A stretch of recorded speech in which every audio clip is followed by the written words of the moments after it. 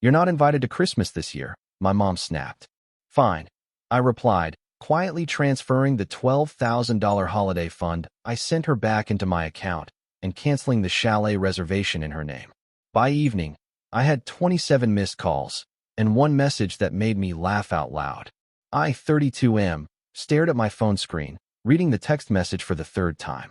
The words hadn't changed. My mother had just uninvited me from Christmas, the holiday I'd been funding for the past 5 years. The message was short, cold, and typical of how things had been going lately. She told me not to bother showing up this year because my younger brother and his wife needed the space for their kids. Apparently, the chalet I'd reserved and paid for wasn't big enough for everyone, and I was the obvious choice to cut. I sat there in my office, the city lights of downtown reflecting off the windows of my corner suite. 5 years ago, when I'd landed this corporate job with its ridiculous salary, I'd made a promise to myself. I'd take care of my family. I'd make sure Mom had the Christmas she always dreamed about, but could never afford when we were growing up. So every year, I'd wire her $12,000 in November. She'd book a luxury chalet in Vermont, stock it with food and gifts, and host the entire extended family. Aunts, uncles, cousins, everyone showed up for the free vacation. And every year, I'd arrive to find myself sleeping on a pull-out couch while others got the master bedrooms, helping with dishes while my brother held court in the living room, and generally being treated like the ATM I'd apparently become. But this year was different. This year, she didn't even want the ATM present. I opened my banking app and found the transfer I'd made 2 weeks ago. $12,000, sent to Mom's account with the memo Christmas 2024. My finger hovered over the screen for maybe 10 seconds before I initiated the reversal. The money would be back in my account within 3 business days. Then I pulled up my email and found the confirmation for the chalet reservation. It was in Mom's name, as always, but my card was on file. I called the rental company and explained I needed to cancel. The woman on the phone was apologetic but firm. Their cancellation policy meant I'd lose the deposit, about $2,000. I told her that was fine and confirmed the cancellation. The whole process took less than 15 minutes. I set my phone face down on my desk and returned to the contract I'd been reviewing. My hands were steady. I felt calm, almost relieved. For 5 years, I'd been trying to buy my way into feeling like part of my own family. Now I was free. My phone started buzzing an hour later. I ignored the first call from Mom, then the second. By the 5th call, I switched my phone to silent and kept working. I had a major presentation the next morning, and I needed to focus. When I finally checked my phone at 7 that evening, I had 27 missed calls. Most were from Mom, but there were also several from my brother, 2 from my aunt, and even 1 from my cousin who I hadn't spoken to in 3 years. The voicemails were predictable. Mom's first message was confused. The rental company had called her about the cancellation, and there must have been some mistake. The second was angry. How dare I cancel their Christmas plans without discussing it with her first? The third was panicked. She'd already invited everyone, and now she looked foolish. My brother's voicemail was more direct. He called me selfish and immature, said I was throwing a tantrum like a child. He reminded me that family was supposed to support each other, not pull the rug out over a simple misunderstanding. I deleted all the voicemails without listening to them completely. But then I saw the text message, and I couldn't help but laugh. It was from Mom, sent about an hour ago. She told me she'd talked to my brother, and they'd decided I could come to Christmas after all. They'd make room for me somehow. She'd even let me have one of the actual bedrooms this year instead of the couch. All I needed to do was send the money back and rebook the chalet. She'd already sent me links to 3 available properties, all in the same price range. The audacity was almost impressive. I texted back a single word, "No." My phone immediately started ringing again. I declined the call and turned off my phone entirely. Update 1. The next morning, I woke up to find my phone had been burning up overnight. 53 missed calls. 48 text messages. Even my email inbox had several messages from family members I'd barely seen since childhood. The texts followed a pattern. First confusion, then anger, then attempts at guilt tripping, and finally bargaining. Mom offered to let me have the master bedroom. My brother suggested we could split the cost this year. He'd contribute $2,000 if I covered the rest. My aunt sent a long message about family obligations and how disappointed my late father would be in me. That last one stung, but not enough to change my mind. I responded to Mom with a longer message this time. I explained that I'd spent $60,000 over 5 years funding Christmas vacations where I was treated like an unwelcome guest. I told her that being uninvited was actually a relief because it showed me exactly where I stood. I said I'd be spending Christmas by myself this year, and I was looking forward to it. Her response came within seconds. She insisted I was being dramatic and taking things out of context. The text about not coming to Christmas was just her being stressed. She hadn't really meant it. I was her son, and of course I was always invited. I didn't reply. Work became my refuge that week. I threw myself into projects, stayed late at the office, and volunteered for assignments no one else wanted. My colleagues probably thought I was gunning for another promotion, but really, I just didn't want to go home to an empty apartment and think about the upcoming holidays. My phone kept buzzing with calls and messages from various family members. I responded to none of them. The silence from my end seemed to escalate their panic. By the end of the week, the tone of the messages had shifted dramatically. Now they were trying different tactics. My brother sent a message saying his kids were asking about uncle and would be devastated if I didn't come to Christmas.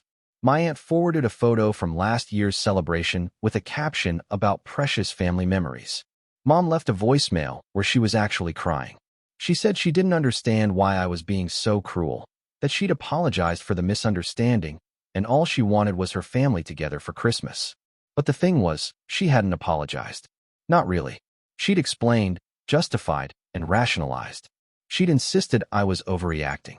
But she'd never actually said she was sorry for uninviting me or for the 5 years of taking my money while treating me like an afterthought. On Saturday, my brother showed up at my apartment. I didn't let him in. We talked through the doorway, me standing in my entryway while he stood in the hall. He looked tired and frustrated. He asked what it would take to fix this situation. He said Mom was making everyone miserable with her stress about the ruined Christmas plans. I told him the situation was already fixed. I wasn't funding their vacation anymore, and I wouldn't be attending. They were free to make their own arrangements. He asked if this was really about the one text message. I told him it was about 5 years of being treated like a checkbook with legs. He didn't have a response to that. Before he left, he said something that stuck with me. He told me I was breaking Mom's heart. And for what? Pride? Money? He said at the end of the day, we were still family, and family forgave each other. I asked him if family also respected each other. He didn't answer. Update 2. Thanksgiving came and went. I spent it alone in my apartment with takeout Chinese food and a bottle of wine. My phone was silent for the first time in weeks. Apparently, the family had gathered at my aunt's house for Thanksgiving, and no one had thought to invite me. The irony wasn't lost on me. The Monday after Thanksgiving, I got an email from Mom. It was long and rambling, filled with memories from my childhood. She talked about the Christmases when Dad was still alive, when money was tight, but we were happy. She reminisced about the year I'd saved up my allowance to buy her a necklace at the mall, how touched she'd been by the gesture. Then she pivoted to talking about how hard things had been after Dad died, how she'd struggled to keep the family together and provide for us. She said she'd always been proud of my success, of how I'd made something of myself. She said she'd never asked me to fund the Christmas vacations I'd offered, insisted even. She'd only accepted because she thought it made me happy to give. The email ended with a plea. She asked me to reconsider, to remember that family was all we had in this world. She said Christmas wouldn't be Christmas without me there. I read the email twice, then closed my laptop without responding. The truth was more complicated than she wanted to acknowledge. Yes, I'd offered to fund the first Christmas vacation. But that was after she'd spent an entire dinner complaining about how she wished she could give everyone a nice holiday, but couldn't afford it on her fixed income. I'd been making good money for the first time in my life, and I'd wanted to help. I'd wanted to be the hero. But somewhere along the way, my generosity had become an expectation. The thank yous had stopped. The gratitude had faded. And I'd been too afraid of rocking the boat to say anything about it. Until now. 2 weeks before Christmas, my cousin called me. She was the one family member I'd actually liked spending time with, before distance and busy lives had pulled us apart. We talked for almost an hour. She told me the family was in chaos. Mom had tried to organize a scaled-down Christmas at her house, but it wasn't going well. People were arguing about who should contribute money, who should host, who should do the cooking. Apparently, when I'd been funding everything, I'd also been the neutral party that kept everyone's egos in check. She asked me if I was really planning to spend Christmas alone. I told her I was, and I was fine with it. She said that sounded lonely. I said it sounded peaceful. Before we hung up, she said something that surprised me. She told me she didn't blame me for stepping back. She said she'd watched over the years as I'd been taken for granted, and she'd wondered when I'd finally had enough. She said she hoped I'd find a way to be happy, whether that included the family or not. It was the first conversation I'd had about this situation where someone actually listened instead of trying to fix things or convince me I was wrong. 3 days before Christmas, I was working late at the office when my phone rang. It was an unknown number, but something made me answer. It was Dad's brother, my uncle. I hadn't seen him in years. He'd had a falling out with Mom ages ago over something I'd never fully understood. We'd exchanged Christmas cards, but nothing more. He told me he'd heard about the situation from my cousin. He said he wasn't calling to take sides or get involved in family drama. He just wanted me to know that if I wanted company on Christmas, his door was open. He lived upstate with his wife, just the two of them since their kids had moved away. No pressure, no expectations, just an offer. I surprised myself by accepting. Christmas Eve, I drove 3 hours north to my uncle's house. It was a small ranch-style place on 2 acres of land, covered in snow. His wife answered the door with a warm hug and ushered me inside where it smelled like cookies and coffee. We spent Christmas Day eating too much food, watching old movies, and talking about everything except the family drama. They asked about my job, my hobbies, what I'd been reading. They treated me like a person, not a problem to be solved or a resource to be tapped. On Christmas night, sitting by their fireplace with a glass of whiskey, my uncle asked me what I planned to do moving forward. I told him I honestly didn't know. I wasn't angry anymore, just tired. He told me something then that I needed to hear. He said that family wasn't just about blood. It was about respect, reciprocity, and genuine care. He said the family we're born into isn't always the family we need, and there was no shame in building something different. He also said that boundaries weren't walls, they were doors. I could choose when to open them and for whom. I didn't know anyone unlimited access to my time, money, or emotional energy just because we shared DNA. I drove home on the 26th feeling lighter than I had in months. Update 3. New Year's came and went. I'd blocked most of my family's numbers by then, tired of the constant messages that swung between guilt-tripping and anger. But I left Mom's number unblocked. I wasn't sure why. She called me on January 2nd. Her voice was different this time, quieter, older somehow. She asked if we could meet for coffee. I hesitated, then agreed. We met at a diner halfway between our places. She looked smaller than I remembered, more fragile. We ordered coffee and sat in uncomfortable silence for a few minutes. Then she started talking. She said she'd spent the holidays thinking about everything that had happened. She said my brother had hosted Christmas at his house, and it had been stressful and expensive and nothing like the celebrations I'd funded. She said people had complained, argued, and left early. She said she finally understood what I'd been trying to tell her. I waited, saying nothing. She apologized then, really apologized.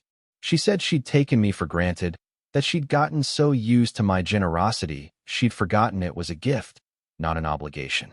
She said the text uninviting me had been cruel and unfair, born from stress, but inexcusable nonetheless. She said she didn't expect me to forgive her immediately or at all, but she needed me to know she was sorry. I asked her why it had taken losing the money and the vacation for her to realize how she'd been treating me. She didn't have a good answer to that. We talked for 2 hours. She cried a little. I didn't. But I listened, really listened, and tried to hear what she was saying beneath the words. When we finally left the diner, I told her I needed time. I said I wasn't ready to jump back into family gatherings and obligations. I said if we were going to rebuild our relationship, it needed to be on different terms, terms where I was valued as a person, not a bank account. She said she understood. She asked if she could call me sometimes, just to talk. I said yes. It's been 6 months now. Mom and I talk on the phone every couple of weeks. The conversations are still sometimes awkward, but they're real. She asks about my life and actually listens to the answers. She tells me about her week without segueing into requests for money or complaints about other family members. I had lunch with my cousin last month. I've exchanged a few texts with my aunt, but I haven't spoken to my brother, and I haven't attended any family gatherings. I'm not ready for that yet. Maybe I never will be. I've been using the money I would have spent on Christmas to fund other things, a vacation to Japan, a down payment on a better apartment, donations to charities that actually appreciate the support. I've been investing in myself and my own happiness instead of trying to buy acceptance from people who didn't value me. Some people might think I overreacted to one text message, but it wasn't really about the text. It was about 5 years of being invisible while everyone enjoyed the fruits of my labor. It was about finally having enough self-respect to walk away from a dynamic that was slowly destroying me. The $12,000 I took back was the best money I ever spent because it bought me my freedom and my dignity. And the message that made me laugh that first night, the one where Mom told me I could come to Christmas after all if I just sent the money back, that message sits in my phone as a reminder of what I'm not willing to accept anymore. Sometimes the best revenge isn't elaborate or dramatic. Sometimes it's just refusing to participate in your own exploitation. Sometimes it's taking back your power and walking away with your head held high. I'm not sure what the future holds for my relationship with my family, but I know one thing for certain. I'll never again let anyone treat my generosity as their entitlement. And I'll never again mistake being needed for being loved.